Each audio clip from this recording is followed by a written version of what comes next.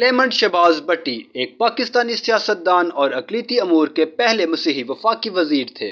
وہ 2008 میں Pakistan Peoples party کی طرف سے رکن قومی اسمبلی منتخب ہوئے۔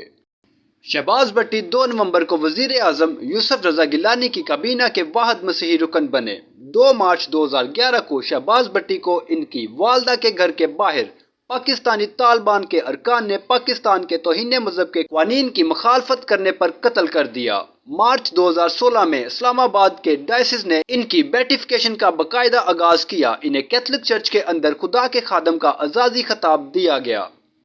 شہباز بھٹی ضلع فیصل آباد سے تعلق رکھنے والے مسیحی والدین کے ہاں پیدا ہوئے۔ ان کے والد جیکب بھٹی خوش پور میں چرچ کے بورڈ کے چیئرمین بننے سے پہلے برطانوی فوج کے افسر پھر ایک استاد کے طور پر کام کرتے تھے۔ شہباز بھٹی نے 1985 میں لاہور میں پنجاب یونیورسٹی میں پبلک ایڈمنسٹریشن کی تعلیم کے دوران کرسچن لبریشن فرنٹ کی بنیاد رکھی۔ انہوں نے 2002 میں آل پاکستان مائنارٹیز الائنس کی بنیاد رکھی اور متفقہ طور پر اس کے چیئرمین منتخب ہوئے۔ انہوں نے اقلیتی حقوق کے علمبرداروں کے ایک گروپ کے ایک حصے کے طور پر صدر پرویز مشرف سے ملاقات کی۔ شہباز بھٹی نے 2002 میں پاکستان پیپلز پارٹی میں شمولیت اختیار کی، لیکن 2008 میں وہ وزیر بننے تک سیاست سے باہر رہے۔ انہیں 2003 میں حکومت کی ایگزٹ کنٹرول لسٹ میں ڈال دیا گیا، لیکن اسی سال نومبر میں انہیں ہٹا دیا گیا۔ شہباز بھٹی کو 2 نومبر 2008 کو وفاقی وزیر برائے اقلیتی امور مقرر کیا گیا، جب پہلی بار اس عہدے کو کابینہ کی سطح تک بڑھایا گیا اور ایک آزاد وزارت بنائی گئی۔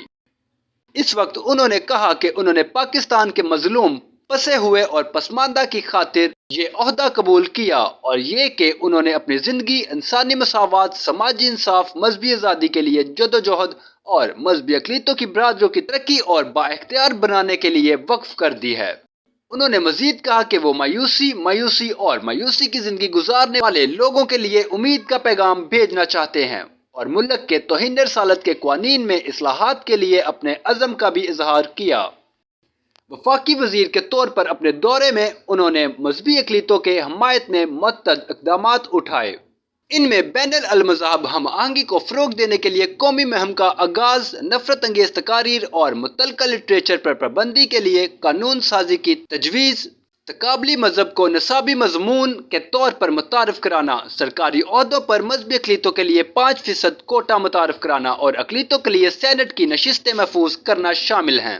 شہباز بھٹی نے جولائی 2010 میں ایک قومی بین المذاہب مشاورت کی تنظیم کی بھی سربراہی کی، جس نے پاکستان بھر سے تمام مذاہب کے بزرگ مذہبی رہنماؤں کو اکٹھا کیا، اور اس کے نتیجے میں دہشت گردی کے خلاف مشترکہ اعلامیہ جاری ہوا۔ شہباز بھٹی کو 2009 سے جان سے مارنے کی دھمکیاں مل رہی تھی جب انہوں نے پاکستانی مسیحیوں کی حمایت میں بات کی تھی، جن پر 2009 میں صوبہ پنجاب میں گوجرا فسادات میں حملہ ہوا تھا۔ 2010 میں توہین مذہب کے الزام میں سزائے موت پانے والی پاکستانی مسیحی آسیہ بی بی کی حمایت کے بعد دھمکیاں مزید بڑھ گئیں۔ شہباز بھٹی کو اپنی موت کا علم تھا اور وہ پاکستان میں مسیحیوں کے لیے جان قربان کرنے کو تیار تھے۔